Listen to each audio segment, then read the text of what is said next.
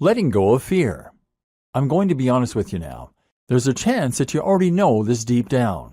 It makes logical sense that you should be making small, concrete steps to achieve your goals rather than making bombastic plans to become a rock star or abstract visions like get richer. So what has been preventing you from doing that? Two things.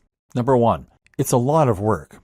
It's much easier and more satisfying to dream big and get the reward that comes from that rather than face the reality of grinding towards your goals. We'll be talking about this more later in the book when we discuss how to stay motivated and stick at your goals even when the going gets tough. Then there's a matter of feeling it's not the right time. You procrastinate instead of looking for other work. Again, this just needs a bit of rocket fuel, which you'll be looking at later on. Number two, you're afraid. This is what I see so often, and it's what condemns so many of us to a dull and unexciting lifestyle. We just don't want to take that leap and put ourselves out there. And in fact, it's easier to imagine ourselves as being very successful and to pretend we're going to get around to it than it is to put ourselves out there and risk having our ego shattered when things don't go our way. We're about to address that second issue, because if you want to be successful, then it's no good to continue procrastinating or trying to put off taking that plunge. How to know if you're procrastinating. Some examples of procrastinating include spending ages reading books and researching the topic instead of just getting stuck in. I see this a ton when it comes to fitness goals.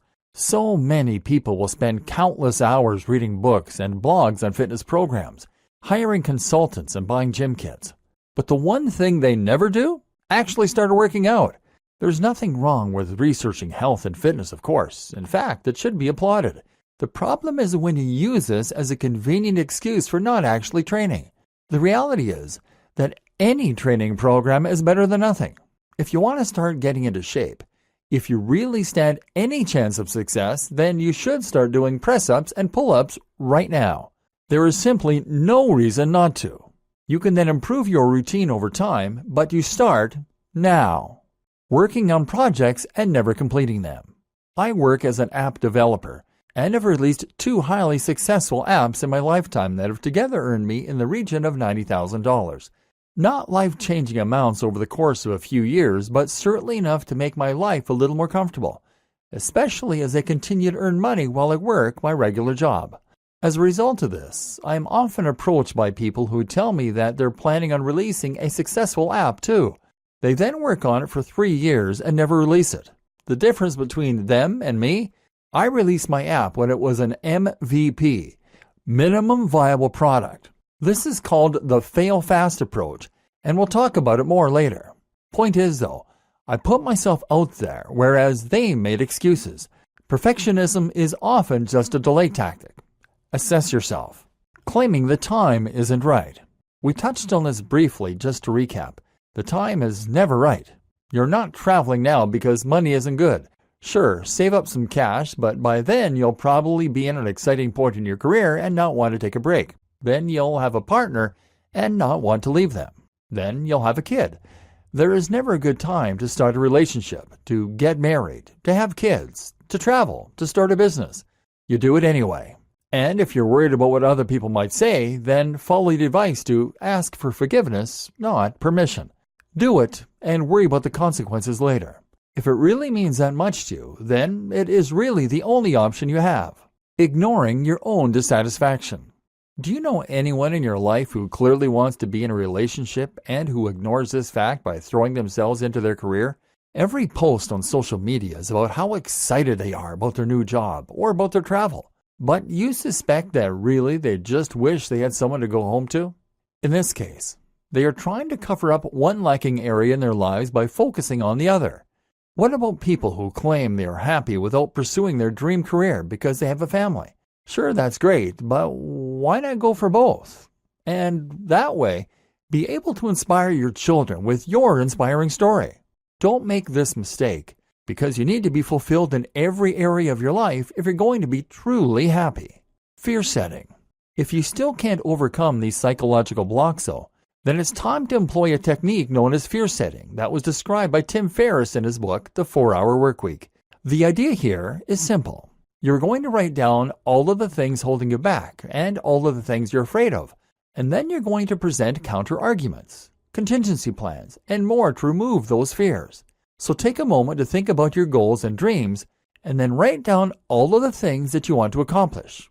Write those goals and the steps you need to take, and then think about taking that first step right now. What's holding you back? What are your fears? Be honest and thorough, and make sure to include every possible concern.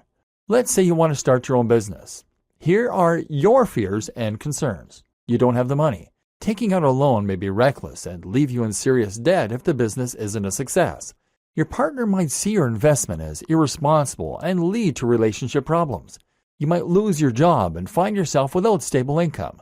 You might be unable to find future work, and that could lead to your family going hungry and you losing your home. Your business might be a failure and make you look like a failure too. Now go through each of these objections and address how likely they really are and how you can deal with them, prevent them. For example, you don't have the money, and taking out a loan may be reckless and leave you in serious debt if the business isn't a success. Consider a PayPal loan. This is a loan that you pay back only through PayPal income, meaning that you won't owe anything until you start earning. Try Kickstarter. Bootstrap your business. Design it in a way that will allow you to start the business for less. Consider asking parents for a business loan. Look for a business partner with capital to invest. Your partner might see your investment as irresponsible and lead to relationship problems. Your partner is more likely to support you in your ambitions. If you use the above methods, you can demonstrate that you have been sensible and taken every precaution. You can even take out business insurance. Your partner might be able to help you bring in extra income to support your goals. Have a rainy day fund. Explain to them the risks and why it's important to you. You might lose your job and find yourself without stable income. And you might be unable to find future work, and that could lead to your family going hungry and you losing your home. In most cases, you'll find that your employer will offer you your job back if you need it.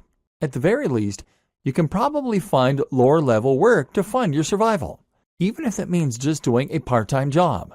You don't have to quit your day job until you've proven to yourself that you can make money from your business idea, or even maintain a part-time salary in the meantime. You can probably survive on a lower salary than you think and for longer than you think. Your business might be a failure and make you look like a failure too. You will do market research and take every precaution to ensure your plan is a success. You will gain advice from knowledgeable third parties. Who cares what other people think? The alternative, never trying to make anything of yourself or pursue your passions, is far worse.